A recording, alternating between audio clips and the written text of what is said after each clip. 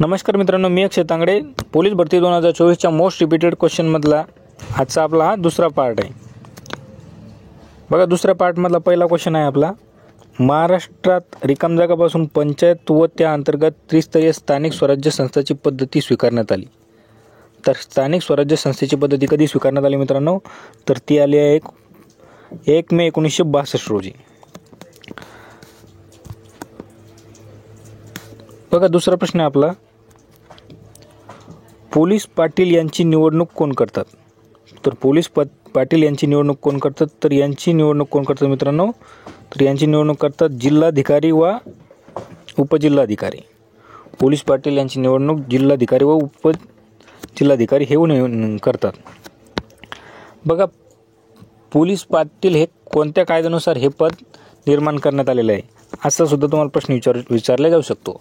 तर पोलीस पाटील हे जे पद आहे, तर हे मुंबई नागरी कायदा 1857 नुसार हे पद निर्माण करण्यात आलेलं आहे.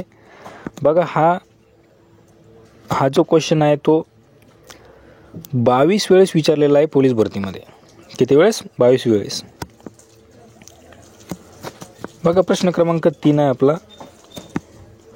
पंचायत समितीचा कार्यकारी प्रशासकीय अधिकारी व सचिव पुढीलपैकी कोण असतो? तर तो असतो गट विकास अधिकारी. कोण असतो? गट विकास अधिकारी. बघा, पुढचा प्रश्न आपला प्रश्न क्रमांक 4. ग्रामपंचायतीमध्ये किती सदस्य असतात? ग्रामपंचायतीमध्ये किती सदस्य असतात? तर बघा, ग्रामपंचायतीमध्ये 7 ते 17 सदस्य असतात. किती? 7 ते 17 किंवा याहून अधिक. बघा, पुढचा प्रश्न आपला प्रश्न क्रमांक 5. उपराष्ट्रपती हे रिकामी जागाचे पदसिद्ध अध्यक्ष असतात. तर उपराष्ट्रपती हे कशाचे अध्यक्ष असतात? तर ते असतात राज्यसभा. उपराष्ट्रपती हे राज्यसभेचे अध्यक्ष असतात. मित्रांनो, हा क्वेश्चन तब्बल 15 वेळेस आपल्याला पोलीस भरतीमध्ये पाहायला मिळालेला आहे. बघा, पुढचा प्रश्न आपला प्रश्न क्रमांक 6. प्रश्न क्रमांक 6 म्हणतो आपला, भारताचे सर्वोच्च न्यायालयाचे मुख्याधीश कोण आहेत? तर भारताचे सर्वोच्च न्यायालयाचे मुख्याधीश कोण आहेत? तर सध्याचे मुख्याधीश आहेत आपले धनंजय चंद्रचूड. कोण आहेत मित्रांनो? धनंजय चंद्रचूड. बघा, हा प्रश्न सुद्धा तब्बल 26 वेळा पोलीस भरतीमध्ये बघायला मिळण्यात आलेला आहे. पुढचा प्रश्न आहे आपला प्रश्न क्रमांक 7. सध्याचे राष्ट्रीय सुरक्षा सल्लागार खालीलपैकी हे आहेत. तर सध्याचे राष्ट्रीय सल्लागार कोण आहेत? तर ते आहेत आपले अजित डोवाल. कोण आहेत मित्रांनो? अजित डोवाल. यावर सुद्धा 15 वेळेस क्वेश्चन विचारण्यात आलेला आहे. बघा, पुढचा प्रश्न आपला प्रश्न क्रमांक 8. घटनेतील कोणत्या कलमानुसार आर्थिक आणीबाणी लागू करता येते? तर आर्थिक आणीबाणी लागू कोणत्या कलमानुसार करता येते? तर ती आहे आपली कलम 360 नुसार आर्थिक आणीबाणी लागू करता येते. बघा, पुढचा प्रश्न आहे आपला प्रश्न क्रमांक 9. घटनेतील कोणत्या कलमानुसार भारतात निवडणूक आयोगाची रचना करण्यात आली? तरी घटनेच्या 324 या कलमानुसार आयोगाची निवडणूक करण्यात आलेली आहे. बघा, पुढचा प्रश्न आपला, संविधान सभेचे अध्यक्ष कोण होते? भारतातील संविधान सभेचे अध्यक्ष कोण होते? तर ते होते आपले डॉक्टर राजेंद्र प्रसाद.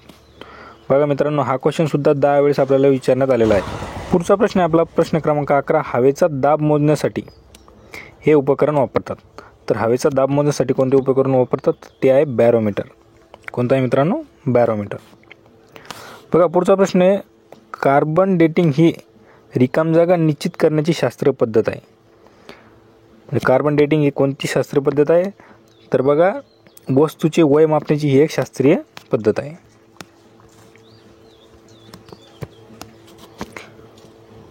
प्रश्न क्रमांक 13 आहे आपला, रक्तदाब कोणत्या साधनाच्या सहाय्याने मापला जातो? तर रक्तदाब मापण्यासाठी कोणतं साधन वापरलं जातं मित्रांनो?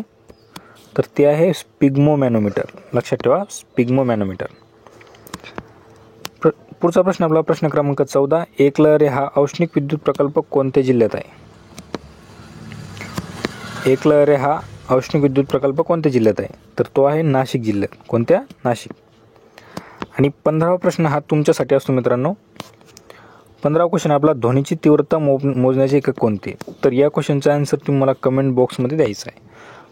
बघा मित्रांनो, या पार्टमध्ये आपण सर्वच क्वेश्चन हे मोस्ट इम्पॉर्टंट रिपीटेड क्वेश्चन आपण या भागात आपण बघितलेले आहेत.